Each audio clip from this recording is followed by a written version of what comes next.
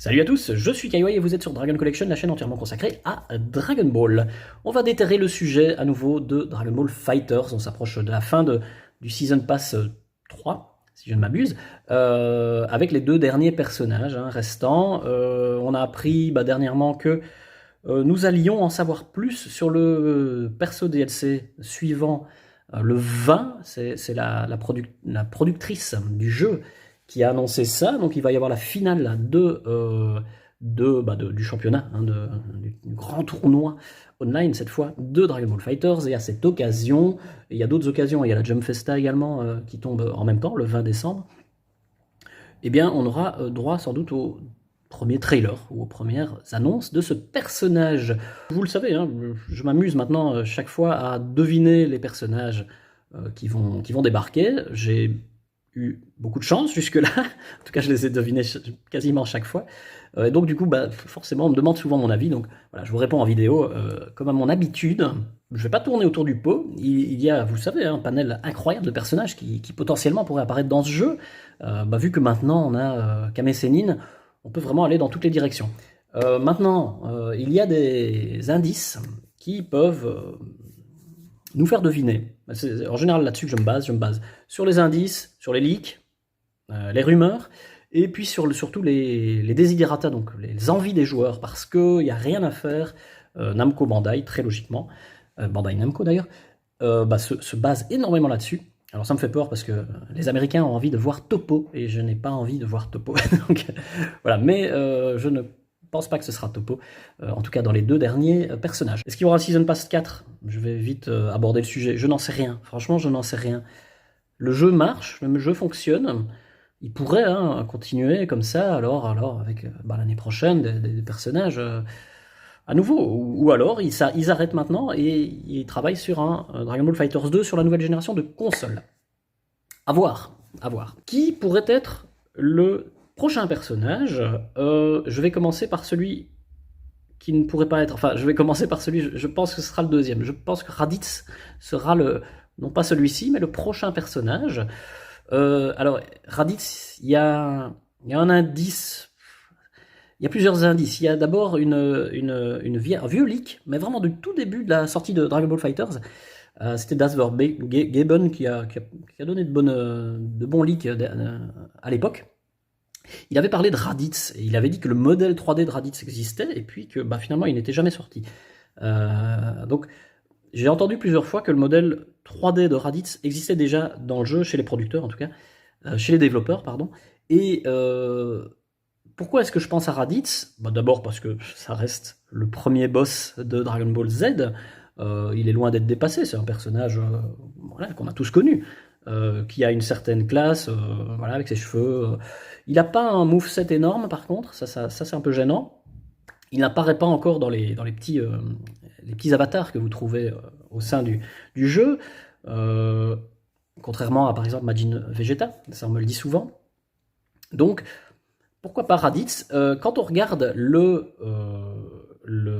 l'écran de sélection des personnages, il y a un indice tout fait qui mène vers Raditz. Donc il y a un indice, si vous regardez le Character Select Screen, vous avez bien compris, à gauche les gentils, à droite les méchants, ils ont été équitables jusque-là, ils ont réussi à le faire, ils vont continuer à le faire, mais jusqu'à ce qu'ils ne puissent plus. Si vous regardez la ligne du haut à droite, eh bien vous avez Nappa d'un côté, puis ensuite Vegeta, donc de la période Saiyan, quand il était méchant, et puis Broly. Vous avez 3 survivants Saiyan. Si vous rajoutez en quatrième Raditz, vous avez une logique de classement, je vais dire. Alors ils le font pas toujours, cette logique à gauche elle est un peu bordélique, mais à droite elle est logique. Et si vous le suivez, oui forcément vous avez Raditz, ça serait pas déconnant de le voir là.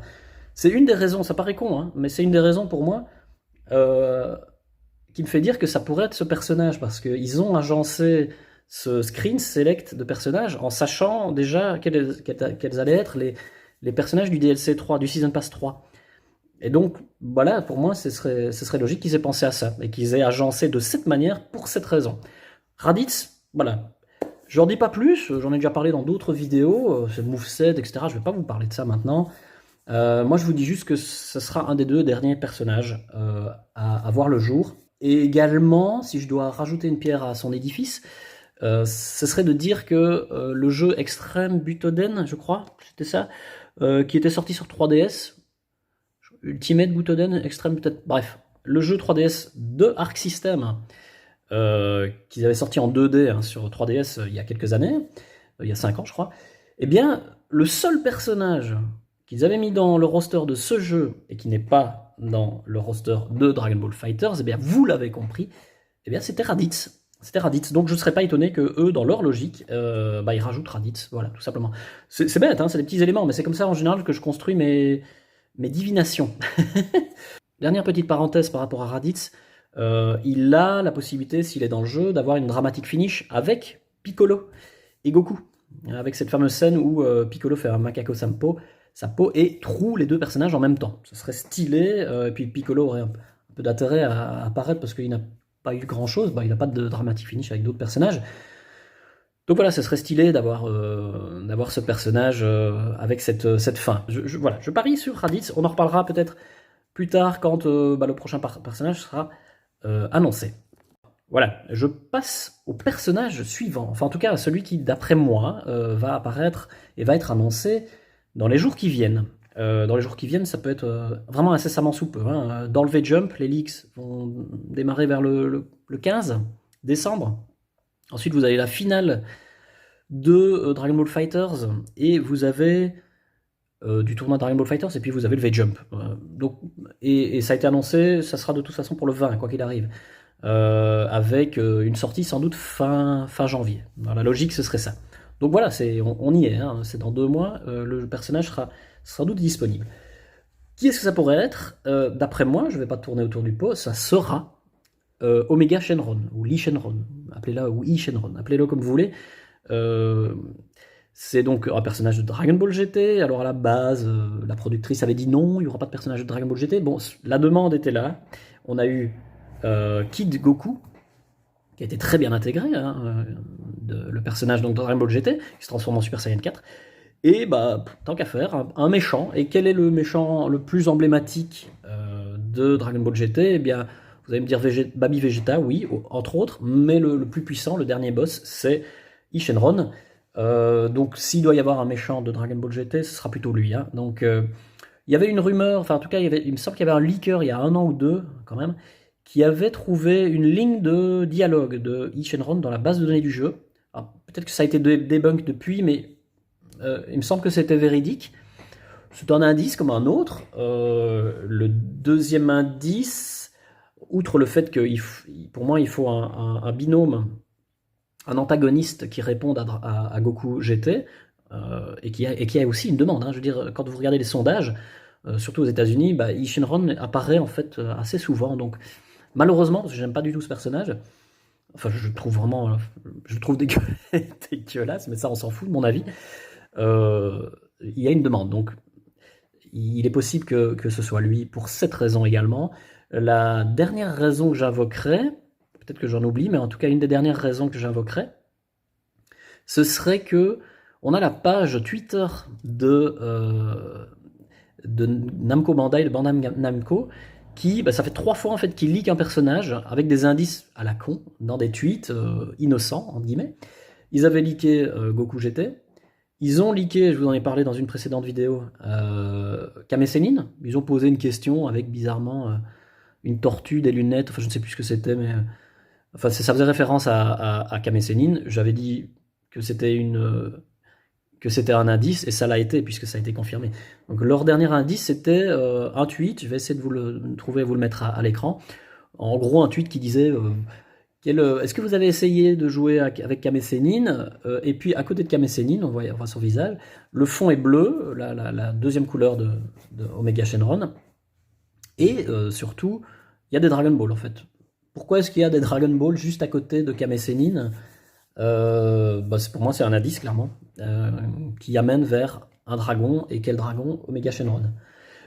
Ça paraît tiré par les cheveux, oui, sauf que cette page a des antécédents de leaks, enfin de rumeurs et d'indices. Donc pour moi il faut prendre au sérieux tous leurs tweets semblant être innocents et les analyser, et pour moi il y a déjà un indice là. Donc ça ne faisait que corroborer en fait ce que j'avais déjà en tête, c'est-à-dire que ça serait Omega Shenron. Et Omega Shenron aussi, il faut penser au fait qu'il proposera une dramatique finish avec Goku GT. Et peut-être même un Gogeta par exemple. Mais donc imaginez Goku GT, hop, qui charge un Genki Dama et boum, qu'il le balance sur Shenron en dramatique finish. C'est tout à fait plausible. Dernière petite chose par rapport à Shenron qui confirme un petit peu tout ça. Eh bien, d'abord, dans quoi est-ce qu'on classe ce personnage? Dans quelle catégorie de méchants est-ce qu'on pourrait le classer? Dans les personnages, dans les antagonistes non canons, comme Janemba, Cooler, le Broly de Dragon Ball Z, ou même pour Dragon Ball FighterZ, Android 21 par exemple, c'est des personnages, des méchants, mais qui ont été créés pas pour Love Canon, quoi. C'est là-dedans qu'on classerait ce fameux Shenron, puisque Dragon Ball GT n'est pas canon à l'œuvre, un peu comme les films, quoi, finalement. Et oh, étonnamment, regardez la deuxième ligne. Regardez la deuxième ligne des antagonistes, donc à droite du menu de sélection des personnages. Eh bien, nous avons Android 21, Broly, DBZ, Cooler, Janemba, Shenron. Voilà. Je vous réexplique pas la logique, puisque c'est ce que je viens de vous expliquer avec Raditz, mais ça ne confirme rien, évidemment, ça ne confirme rien, mais c'est, encore une fois, quelque chose qu'on peut mettre au crédit du personnage. Voilà, j'ai tout dit, ce sont les petites choses qui me font dire que ce sera ces deux personnages, mais qu'est-ce que ça pourrait être d'autre? Quel autre personnage? Bon, d'abord, si on revient sur les vidéos que j'avais fait précédemment, j'avais parlé par exemple de Majin Vegeta. Majin Vegeta, je confirme que c'est un personnage à part entière qui doit faire partie du roster, à un moment donné, de Dragon Ball FighterZ. Mais pas cette fois, il y a encore ce fameux problème il existe déjà en tant qu'avatar, dans le hub central du jeu, vous pouvez choisir Majin Vegeta. C'est un peu gênant, parce que ce serait le seul qui apparaîtrait alors que son avatar est déjà là. Mais il serait beaucoup plus légitime qu'un Vegeta Super Saiyan God, Super Saiyan Evolution, parce qu'on me le cite souvent, mais bon, pour moi non, il n'y a aucune chance, laissez tomber, c'est pas un personnage viable. Parce que si vous aviez ce personnage, Goku Blue, Vegeta Blue Evolution, vous auriez aussi Goku Super Saiyan Blue Kaioken par exemple. Enfin, c'est la même, vous voyez, c'est la même différence qu'il y a. Donc non, Majin Vegeta, c'est un personnage qui a un costume différent, une stance différente, il se tient totalement différemment, il a une attitude agressive, donc c'est différent des autres Vegeta. Costume, stance, moveset évidemment, différent. Donc un personnage à part entière qui, à mon avis, s'il y a un prochain DLC, un prochain Season Pass 4, je vous donne en 1000, ce sera le premier personnage à apparaître. Donc voilà, mais je ne pense pas qu'il fera partie de ce roster-ci. Enfin voilà, bon, on verra, ce serait bien, hein, parce que c'est un personnage que j'aimerais bien, mais je ne crois pas que ce sera le cas. On pourrait citer, donc par rapport aux personnages qui sont très attendus et qu'on retrouve dans les sondages, dans les tout premiers, je l'avais cité avant, Mister Satan. On peut s'attendre à ce qu'il soit là. Maintenant, je ne crois pas encore une fois que ce sera un des deux personnages qui vont arriver. Pour une bonne raison, on a déjà eu un personnage bon, drôle, donc un peu humoristique, et qui est un humain dans le jeu, dernièrement, c'est Kame Sennin. Donc Kame Sennin, pour moi, et Mister Satan, c'est un peu des personnages qui, sur pas mal de plans, sont dans la même logique, le même type de personnage. Donc non, je ne crois pas que ce sera Mister Satan, mais encore une fois, pour un prochain. Pareil pour Harley, non. Enfin bon, ça c'est ce que j'espère, mais je ne crois pas que ce sera Harley. On pourrait citer, j'aurais tendance à dire, donc Topo, hein, il est apprécié, mais bon, j'espère que ce ne sera pas lui. Je pourrais citer Bojack. Et il irait dans la logique que je vous dis là, avec les personnages non canons, les antagonistes non canons. On pourrait avoir Bojack derrière, Bojack accompagné de ses sbires, c'est possible, pourquoi pas. Ce serait pas un personnage inintéressant, il est apprécié sans plus. Bon, voilà, pourquoi pas, mais je pense que dans la logique, encore une fois, que ce serait plutôt Lee Shenron en priorité. En plus, on aurait une belle dramatique finish avec Gohan Super Saiyajin 2. Kid Gohan, ce serait sympa d'avoir Bojack. Bojack, Moro, j'entends souvent Moro, c'est beaucoup trop tôt. C'est beaucoup trop tôt pour Moro, vous n'aurez pas Moro maintenant. Moi je me plante, hein, mais d'après moi, vous n'aurez pas Moro maintenant. Moro et Merus, hein, même combat. Merus, il est suffisamment apparu qu'on puisse en faire un personnage viable dans un jeu de combat. Dragon Ball, il pourrait apparaître avec son bâton, etc. Ce serait un super personnage. Moro, pareil, avec toutes ses magies et autres, et ça serait un super personnage également. Mais c'est trop tôt, il faut attendre absolument, et c'est la même logique pour tous les produits dérivés, que Moro soit adapté, l'arc Moro soit adapté en animé. Voilà. On le sait, hein, il n'y a encore aucun produit dérivé, pourtant il y a tout le potentiel. Donc ça arrivera, mais uniquement quand on aura Moro en animé, et je pense que ce sera le cas. Je parierais même sur fin 2021, mais ça on en reparlera dans une autre vidéo. Non, c'est tout. Je pourrais vous citer d'autres, hein. Paikwan, Tapion, des personnages bons. Il y en a de moins en moins des personnages bons en fait, qui n'ont pas été utilisés. Ça va être plutôt des transformations, comme Vegeta, Blue, Evolution ou Majin Vegeta, mais il n'y en a plus beaucoup en fait qui sont potentiellement utilisables. Bon, Satan, oui. Voilà. Sinon, le reste, je pense que ce sera pour plus tard. Donc voilà, j'ai fini ma vidéo sur ce sujet. Et je parie, alors je mets ma petite somme d'euros, mes petits euros sur Lee Shenron et Raditz. Dites-moi en commentaire qui vous verriez avant ces deux-ci, qui vous imaginez qui devrait ou pourrait faire partie du roster. Et donc je vous donne rendez-vous, je ne sais pas en fait, je vous donne rendez-vous sur Twitter devant la Jump Festa. Je pense qu'il va y avoir des chouettes annonces et on espère qu'il y aura du Dragon Ball Super, du Dragon Ball en jeu vidéo et autres. J'ai une vidéo qui soit va sortir, soit est sortie là à l'instant dernièrement sur Xenoverse 3. Je vous laisse découvrir ça à la suite de cette vidéo. Voilà, dites-moi tout en commentaire, je vous remercie, je vous dis à bientôt, et si on ne se voit pas d'ici là, puisque je ne sors pas beaucoup de vidéos en ce moment, j'avoue, eh bien, bonne fête de fin d'année, profitez bien, et j'espère que vous pourrez le faire en famille. Salut à tous, merci.